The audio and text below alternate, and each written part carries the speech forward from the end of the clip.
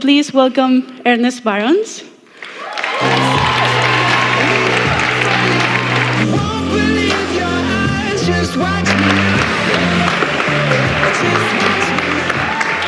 What is your purpose?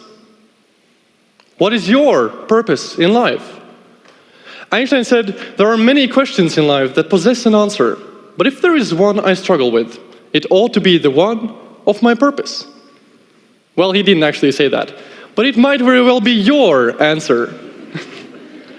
You see, the question of purpose is more relevant than ever in the age of social proof. We, today's youth, feel obligated to find our purpose and to make a change in the problematic world we live in. The only question is, how? Because of the last 3 years, I believe I've found my purpose, and to my big surprise, my aspirations didn't line up with my purpose. My name is Ernests, and I want to share with you how finding my purpose turned my life downside up. It's exactly 10 years since my parents and I moved from Latvia to Norway. Kiss on my cheek from grandma, and I was ready. I was on cloud 9, ready for new journey, new adventures.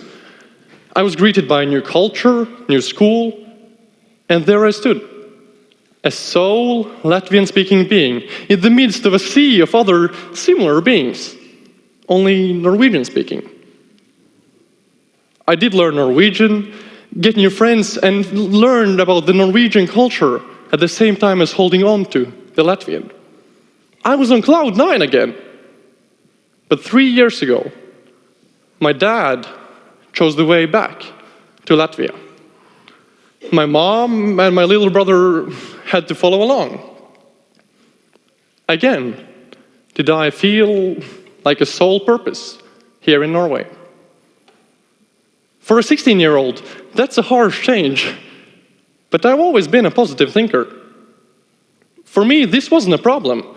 It was an opportunity for new experiences. The first experience was finding a job. I needed a job, and therefore set out to find one. Finding a job early on in life is like a vicious circle, a snake that eats its own tail. You see, there are jobs out there, plenty of them, but the requirements are a bit less giving for us young adults. However, there is a solution to this. We, as human beings, are creatures that are able to evolve, creatures that are able to say, no, I won't keep eating my tail. I'm sick of it. How? Put something in this circle that will disrupt it. I believe this something is the power of contribution.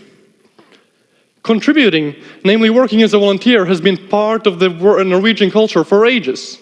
Many decades have been filled with the typical dugnad, volunteering for a common cause like your local football club, selling waffles and soda. And oh Lord, how important that is, sincerely. It is the backbone of all Norwegian cultural activities.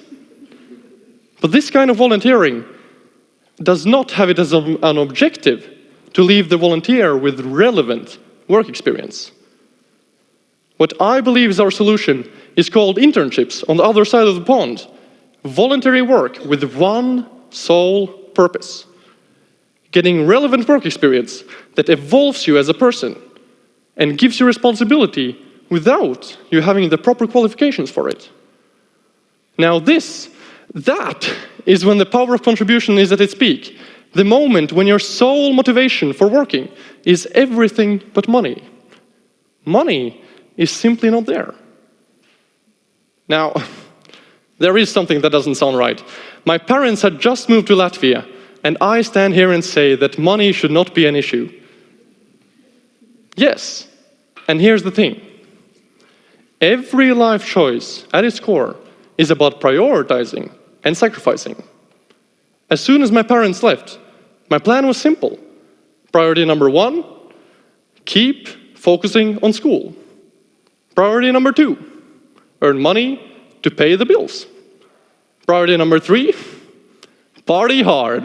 Come on, my mom is out of the country for good. What better way is there to use this opportunity? Sorry, Mom. But it was at this point I was lucky. Looking for a paid job, I came across the human aspect. Hoping for a paid job, the opportunity turned out to be a voluntary one. This wasn't a priority of choice, but I was lucky enough to find it. This gave me a new priority, number 3. Even if you need to earn money, there's still room for self-development. You just have to make a choice, a difficult one. I made the choice to stay at the human aspect, and that turned out to be the right choice. Now, 3 years later, I can tell you with confidence that it has changed me completely. During this time, I also needed another job to pay my bills, getting the dough in my pocket. I found a job at a clothing retailer and even worked at a nightclub as a 16-year-old. Yeah, I know. The interesting thing I noticed is that none of these jobs let me explore myself on a deeper level. At least, not the same way the volunteering one did. Now, let's look at the titles I've had during these 3 years of volunteering. We shouldn't be too obsessed with titles, but they do tell you a story, something specific. This is the specific title I'm holding right now. And must I remind you that I'm only 19 years old? That isn't because I'm some out-of-this-world genius. Of course not. It is because I worked for free, and in return, had the opportunity and freedom to explore myself, to test myself. I was given responsibility, not because I was necessarily the best qualified for the position, but because I had shown true commitment and motivation. As you may know, pro-social motivation is when you're motivated by having the same values as the company you're working for. By choosing where to contribute, you can work with what you truly believe in or want to explore. For me, that is a good start towards finding your purpose. You focus on doing every task you're given to the best of your ability because you're motivated by the bigger picture. Your work then naturally achieves higher quality. And hear this, quality matters because it builds up trust. And what follows is often responsibility. Responsibility that helps you evolve and explore your personal strengths. We, as young adults, tend to struggle with finding our true strengths. And therefore, we feel hopeless. By working voluntarily, you get to test your strengths in practice. That's because you put yourself in positions where you can use and develop them. Not just how good you are at remembering facts at school, but instead, strengths you possess in real life. In real life, where you get challenges, a network, and can learn from experienced people you had never accessed otherwise. This way, your core strengths are the ones shaping and paving your road ahead, and changing your aspirations towards your bigger purpose.